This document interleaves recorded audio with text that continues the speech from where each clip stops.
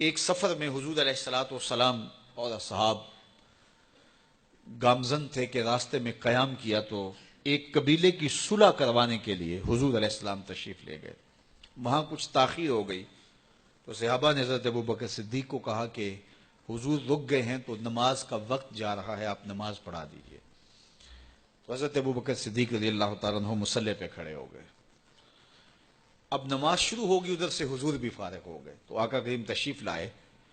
تو آقا کریم علیہ السلام جو ہی تشریف لائے تو صحابہ کی صفیں بندی ہوئی تھی. حضور کو دیکھا، انہوں نے راستہ چھوڑ دیا. پیچھے سے لے کر کے مصلی تک صحابہ نے حالت نماز کے اندر حضور کے لیے راہ کشادہ کر دی.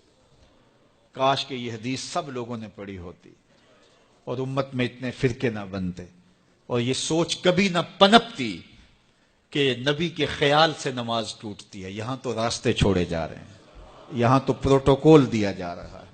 اللہ اکبر. اور یہ حدیث کہیں چھپی نہیں ہے، بخاری کے اندر چھپی ہوئی. اللہ اکبر. آقا کریم علیہ السلام تشریف لائے تو صحابہ نے راستہ چھوڑنا شروع کر دیا. نماز بھی چل رہی ہے اور حضور کا راستہ بھی چھوڑ رہے ہیں. بالکل حضرت ابوبکر صدیق کے پیچھے آ کے حضور کھڑے ہو گئے.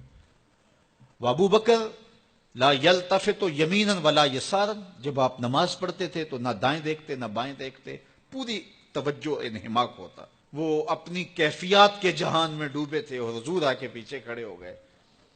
صحابہ نے اپنے ہاتھوں کی پشت پہ ہاتھ مارنے شروع کر دیے. مکعن و تس دیا قرآن نے. تالی لگانا، سیٹی مارنا یہ شیطانی اعمال ہیں، لیکن ہاتھ کی پشت پہ ہاتھ مار کے متنبع کرنا یہ مختلف مواقع کے اوپر یہ جائز ہے.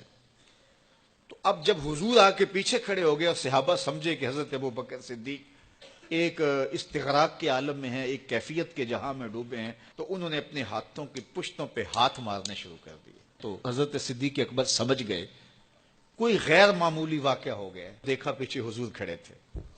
اللہ اکبر. تو حضرت صدیق اکبر مصلی سے سرک کے پیچھے آنے لگے تو آقا کریم نے اشارہ کیا رکو، نماز پڑھاؤ. سیدنا صدیق اکبر اس کے باوجود پیچھے آ گئے.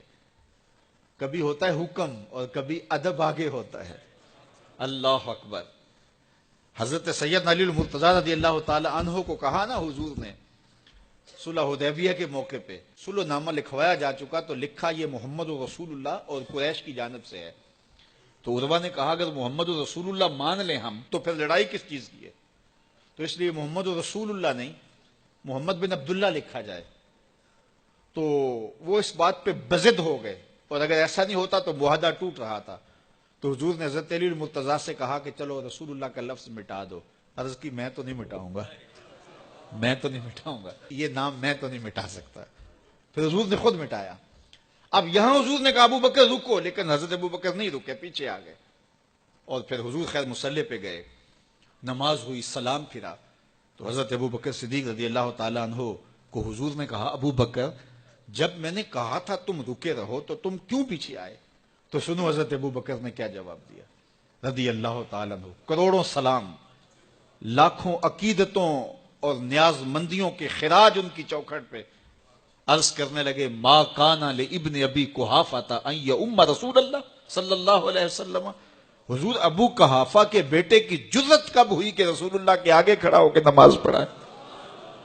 یہ ابو قحافہ کے بیٹے کی ہمت کب ہوئی کہ رسول اللہ کے سامنے کھڑا ہو کے نماز پڑھائے؟ تو ادب پہلا کرینہ ہے محبت کے کرینوں میں.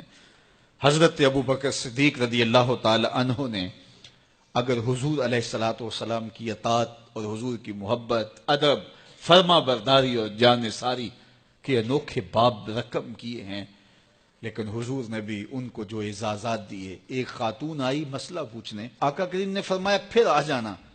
اس نے کہا پھر آؤں اور آپ نہ ملیں؟ تو کہا میں نہ ملوں ابو بکر تو ملیں گے نا. اللہ اکبر. تو اپنے بعد اشارہ دے دیا ان کی طرف کہ میرے بعد میرا نائب ابو بکر ہے.